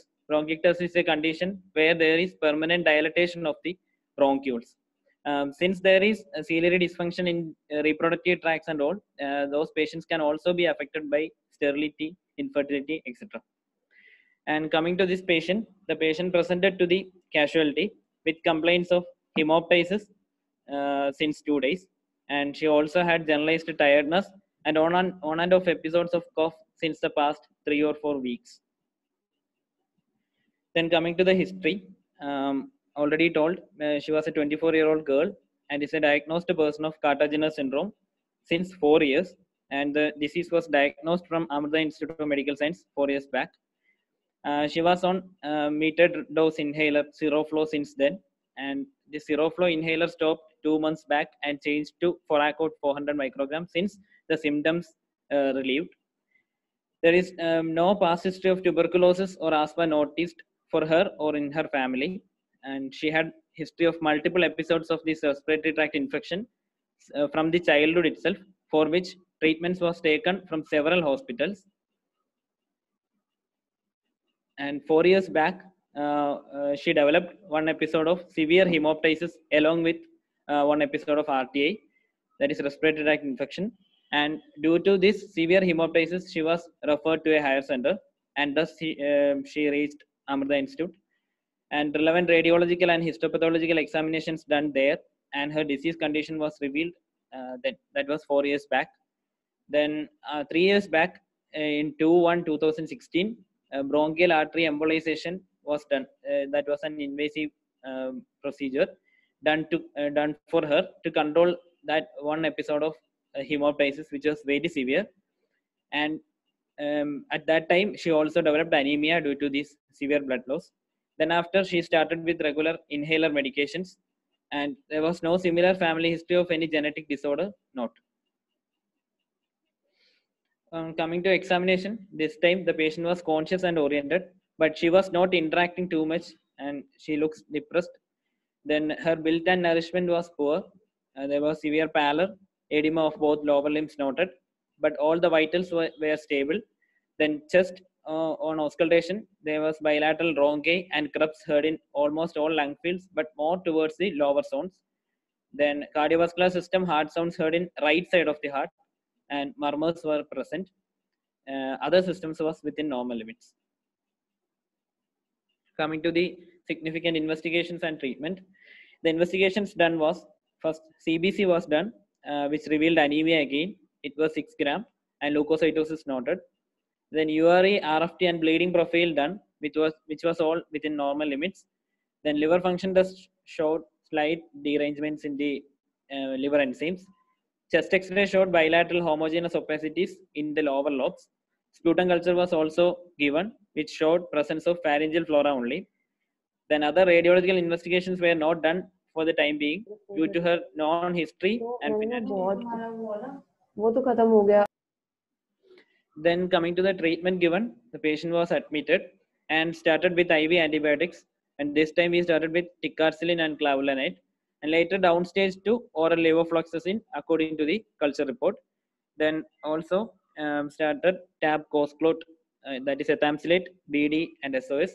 Then tab deslor, that was antihistamine, it was given HS. Then tab anxit, HS, syrup alex, TDS given, nebulizations given 8th hourly. And due to severe anemia, in view of severe anemia, 1 pint of PRBC also transfused this time. Coming to the psychosocial aspects, as I already told, the person was in a totally depressed state of her condition. She is so tired and is not taking food or water properly.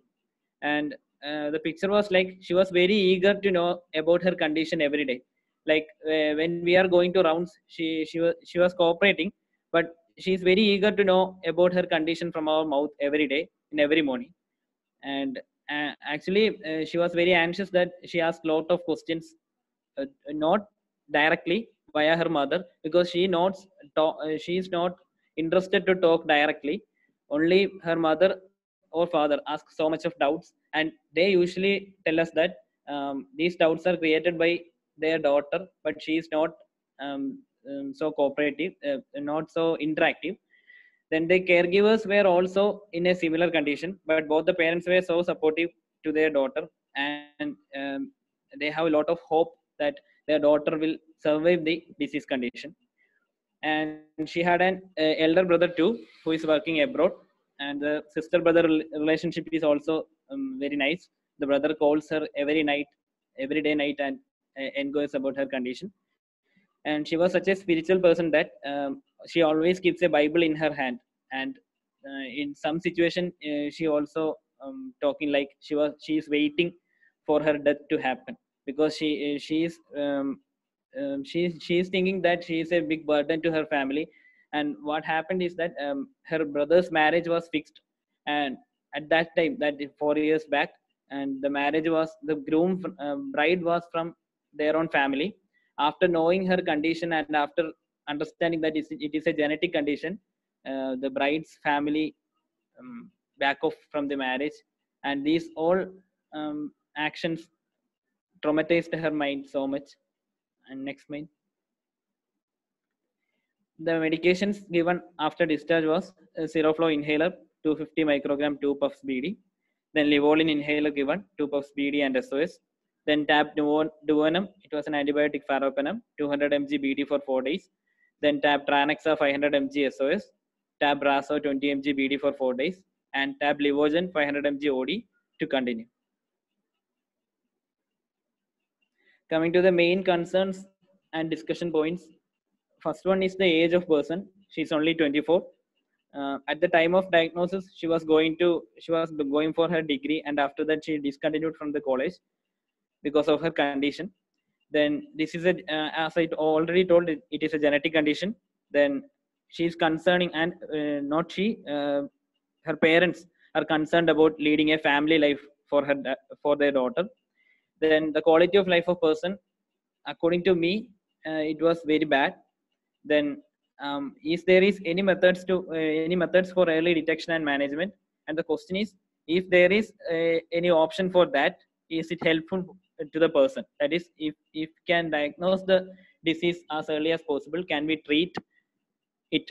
And coming to the prognosis, what is the prognosis of this type of a disease, and what is the mode of communication that we should adopt in these type of scenarios? And the main discussion point, what I want to know is, what is the role of palliative medicine in these type of diseases, including these genetic conditions and all. Then coming to the summary, she's a 24-year-old girl, known case of Cartagena syndrome, presented with an episode of lower respiratory tract infection and hemoptysis, undergone treatment with IV antibiotics, nebulizations, blood transfusion to cope up the anemia, and other supportive treatments. Psychological status of the girl and caregivers were so depressed about this condition and about her future. Then I selected this case mainly to discuss about the role of palliative medicine in genetic disorders and familial disorders. That's all. Thank you.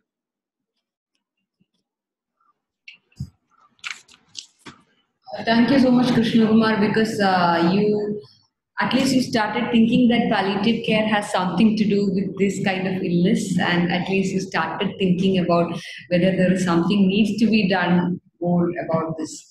And I think you spent some time in communicating and understanding what she's going through, what the family is going through. So that was a good effort. Sir, you are about to tell something. No, I was only going to applaud. Very good presentation. Thank you, Krishna. Excellent. Thank you, sir. Sri, Krishna Kumar has given a lot of work to do. Yes. 2, 3, 4, 5, 6, 7, 8 points of discussion. Good. What was your first point, Krishnamar? What is it about the age? I mean, how do you treat somebody so young? Is that the question?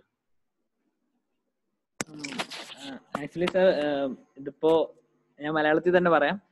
അതായത് ഇപ്പോ നമ്മളിപ്പോ ഞാൻ എമർജൻസിയിലാണെങ്കിലും അല്ലെങ്കിൽ ഒരു കാഷ്വാലിറ്റിയിലാണെങ്കിലും നമ്മൾ ഒരു തവണ പറഞ്ഞാണ് ഇപ്പം ഏജ് വെച്ചിട്ട് ശരിക്കും ഒരു പേഴ്സൺ അല്ലെങ്കിൽ ഒരാളിനെ ട്രീറ്റ് ചെയ്യുന്നതിൽ പ്രത്യേകിച്ച് കാര്യമുള്ളതായിട്ട് തോന്നുന്നില്ല. എന്നാലും ഒരു യങ് ഏജിലുള്ള പേഷ്യന്റ് ആണെങ്കിൽ കൂടിയും ഇപ്പൊ യങ് ഏജിലുള്ളതും ഓൾഡ് ഏജിലും ആയിട്ടുള്ള രണ്ട് പേഷ്യൻസ് രണ്ടുപേരും ടെർമിനൽ ഇൽനെസ് ആണെങ്കിലും ഫാമിലിയുടെ അടുത്തു നിന്നുള്ള കൺസേണും എല്ലാം ആ യങ് ഏജിലുള്ള പേഴ്സണിന് കുറച്ച് കൂടുതലായിട്ടുള്ള പോലെ തോന്നിയിട്ടുണ്ട്. അപ്പോൾ ആ ടൈമിൽ ഒരു എമർജൻസിയിൽ അല്ലെങ്കിൽ എങ്ങനെയാണെങ്കിലും ട്രീറ്റ് ചെയ്യുന്ന ഒരു ഫിസിഷ്യൻ എന്നുള്ള രീതിയിൽ ഈ ഏജ് കുറവാണെങ്കിൽ നമുക്ക് കുറച്ചും കൂടി കൂടുതൽ ഉത്തരവാദിത്തമുള്ള പോലെ ഒരു തോന്നല്. True. I'm glad that you mentioned that. Now that Anuradha also seems to have joined us, I might as well translate what Krishnamar said. The concern is that here he has a young patient, and when a patient is young and having a terminal illness, it is emotionally unacceptable to the family, to the person, and to us. We also feel more responsible.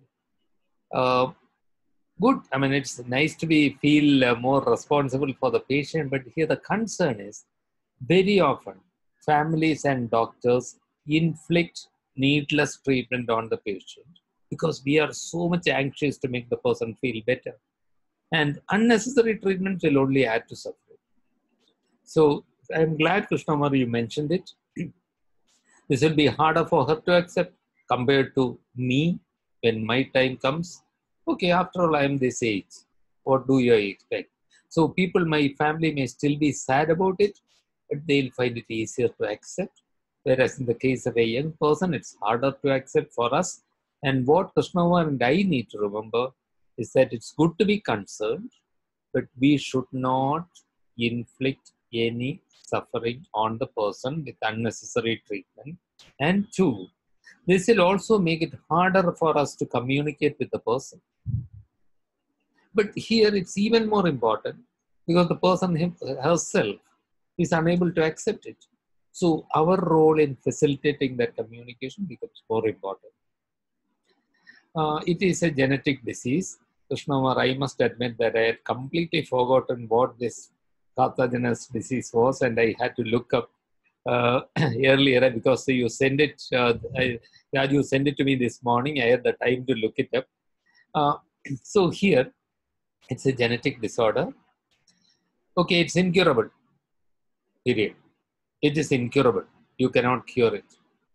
What you may be able to do is to help the person to live with it. How do you help the person? Ciliary activity is not there.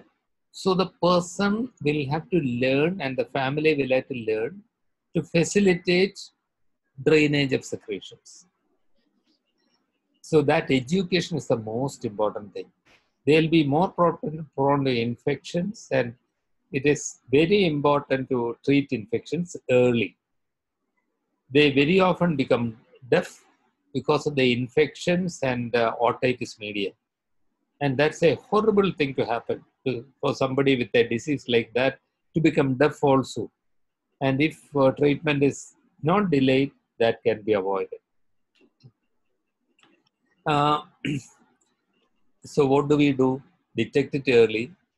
As soon as you detect it, not only facilitate early treatment of infections, facilitate position drainage and artificial drainage of secretions, especially when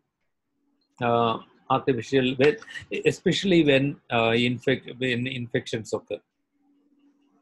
What is the next question, Raju? If we may go back to this. Okay. Now, many of the other things, concerns about leading a family life. A younger, how old is Sri Krishnamar? 24, sir. 24-year-old person. And naturally that concern will be there. So many of the questions are all related to our communication. You said She is extremely anxious. In one way, she is waiting for death. At the same time, she is extremely anxious. Naturally, she doesn't know what's going to happen. The most important thing is to find out what are the elements of her anxiety and relieve them. So what would you or should us do? Should we straight away talk to the girl, or should we talk to the family first? She's 24 years. She's an adult. We can talk to the girls. We can. Legally, that's totally fine. But maybe we should consider them as a unit customer. I'll explain why.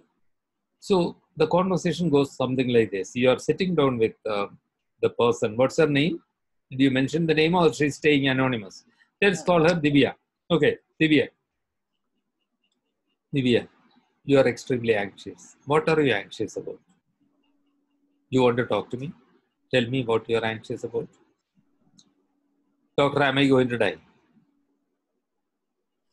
How do you respond to that? Raju, are our communication sessions over? Yes. Okay. So how are you going to respond to that? Am I going to die? No, I am the girl. I am Divya.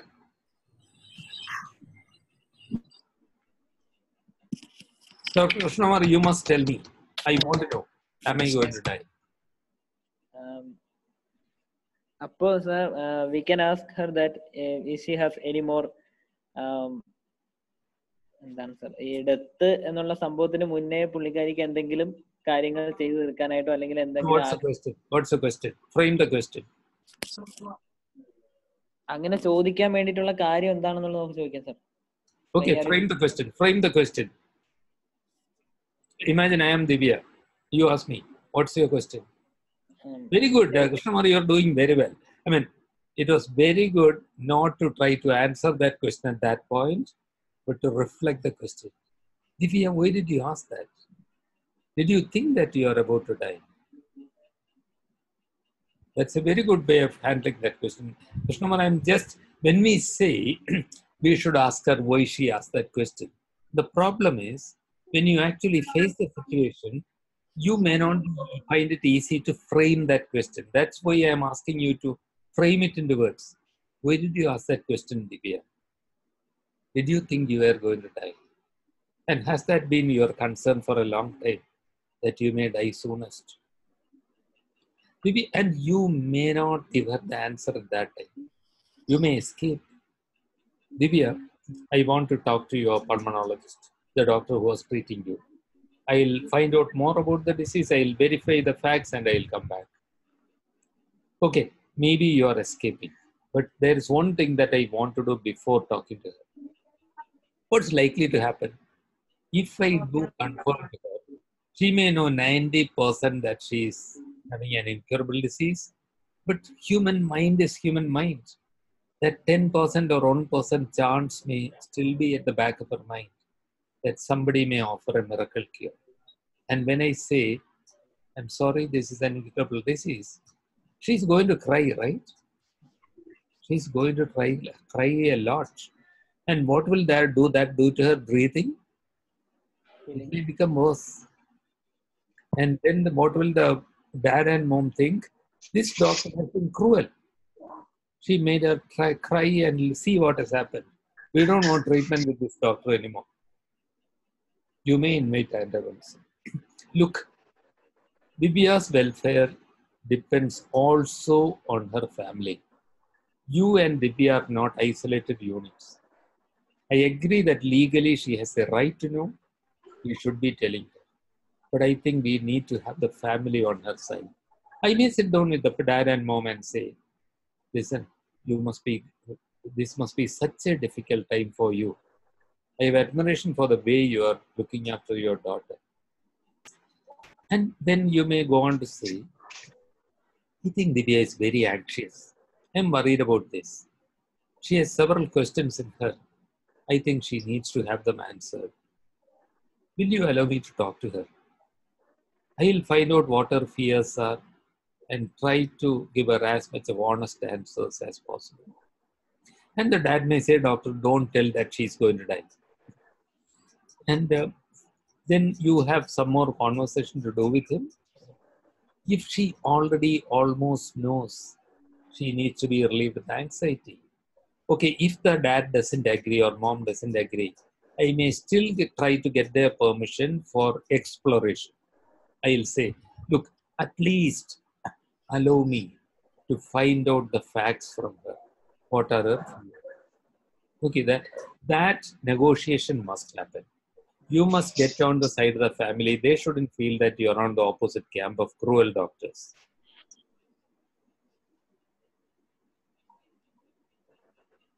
I'll say, Divya, yesterday we did not conclude the conversation.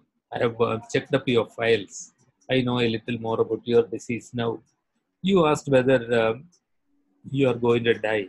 I think what you were really asking was, will you get cured? Is that the question? Divya, what did you think was going to happen? Did you think that it's a curable disease or incurable disease? She is most likely to say, this is an incurable disease, doctor. I wish I were dead now.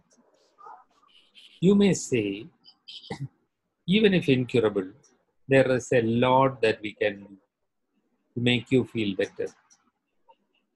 Tell me, if you manage to get over this current crisis, if we can try to make your breathing reasonably better, what are the things that you would like to do? What would you like to do with your life? And she may cry about her brother's broken marriage and broken engagement and about how she is a burden on everybody, etc., etc. And you will have to listen to all that. And you may come back to the question, what can we do to make you feel better? What is it that you would like to do? Would you like to go back to college and finish that examination? If that's a possibility, I would encourage her to. She needs some meaning in her life. Is there something that you desperately want? Is there somebody? Whose company do you enjoy?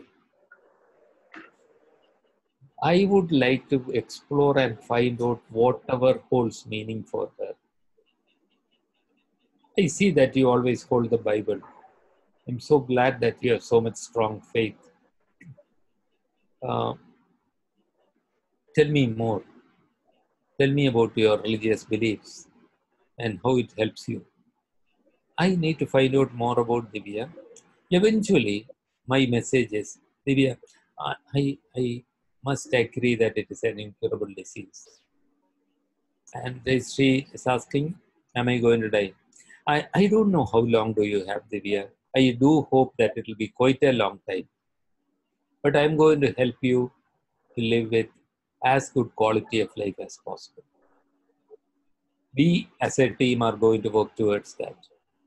You and I are going to be partners. Our mission is to make you feel better and let you have some things that you enjoy doing.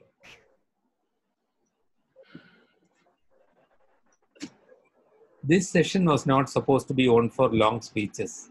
Sorry that I went into another long speech. But Krishnamar, I mean, how did you like that hypothetical conversation? Yes, sir. Taslima? Sorry, Krishnamar. Yes. Sir, this is a good type of conversation, but the problem is when we are facing this, as you already told, when you are facing the situation, we will not think this much. We want to answer quickly, and that is the problem. Krishnamar, one absolutely essential thing is that not for every situation, however well you are prepared, some surprise questions will come at you. But I think maybe you need to sit with a friend and practice a role play. When we do this course, actually, when people are with us, role plays are something that we commonly do. You have to try it out. Get a friend, Divya.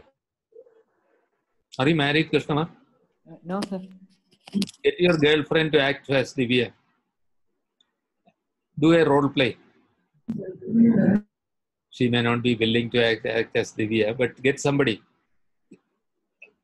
So what I mean is you have to try practicing. Raju, we have all along felt that when we do this online courses, this is our major handicap. I don't know if we can actually put in a simulated role play, sitting in Pallium and actually trying it out. If we can work the time in, 2 or 3 role plays would be good. So should we try to do a role play? Not today, but maybe after proper planning. Should we do a role play through Eco just for a trial? We don't know how far it's going. What we can do is we can maybe one of the lectures can be shorter and Okay. set apart some time for it.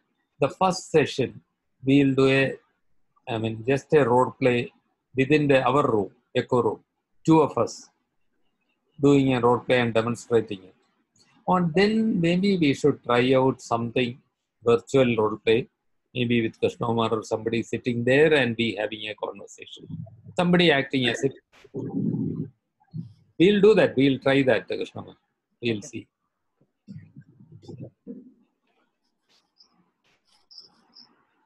Raju, others may have questions. From the participants, like those who cannot speak, we can chat. Sir, I think I would like to ask our social workers to give their inputs on this scenario. Maybe they have something more to add on. Very good.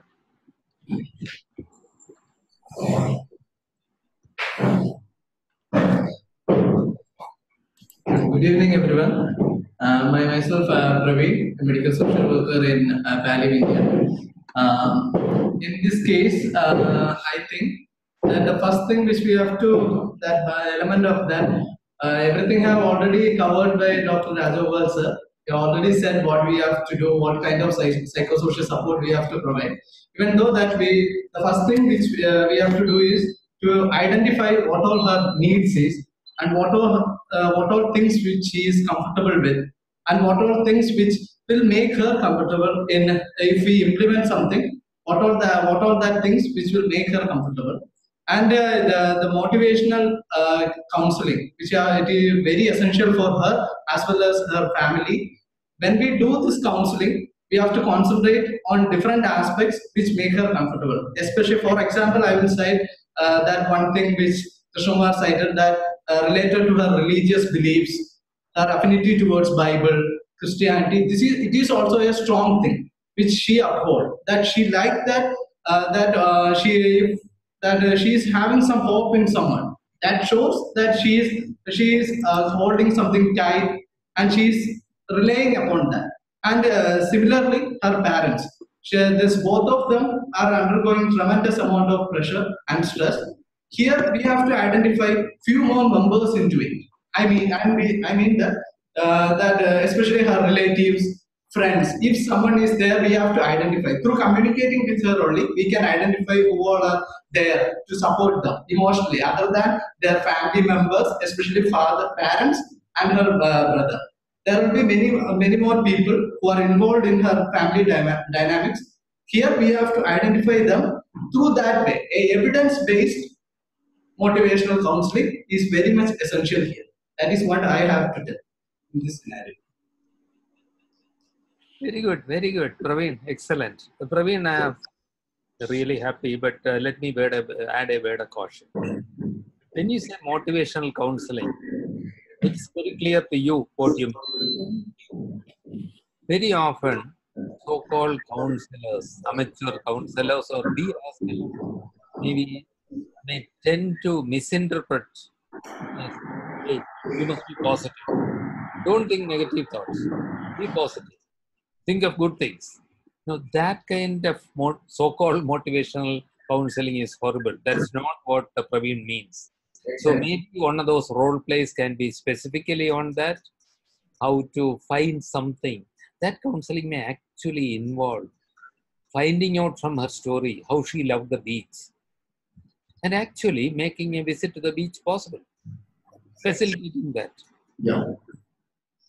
So, I mean, maybe on another day when you are doing the role plays or a couple of days, we should organize that also. Right. So there was a question in the chat about the prognosis of this disease. It is an invariably fatal disease. At one time, or in our country even now, people never used to live beyond the 30s. Uh, but nowadays, with better early care and early treatment of infections and training in drainage of secretions during infections, people tend to live longer. But it is an invariably fatal disease. Most people with the disease die of the disease.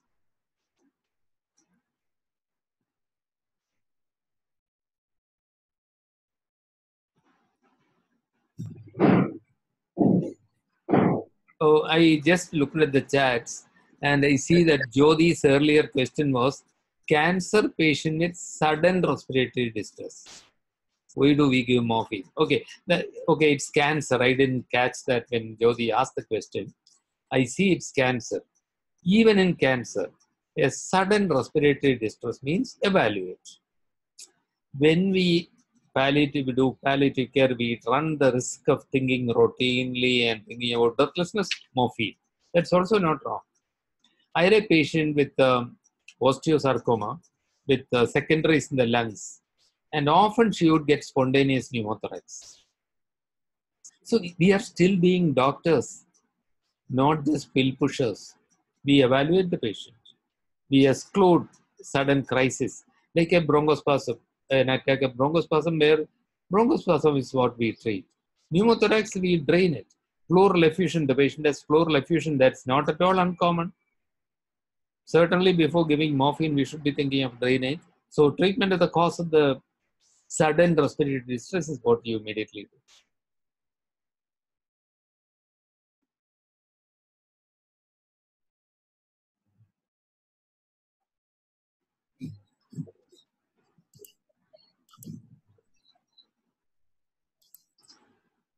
So if there is no other question, should I summarize the discussions that we had based on the scenario?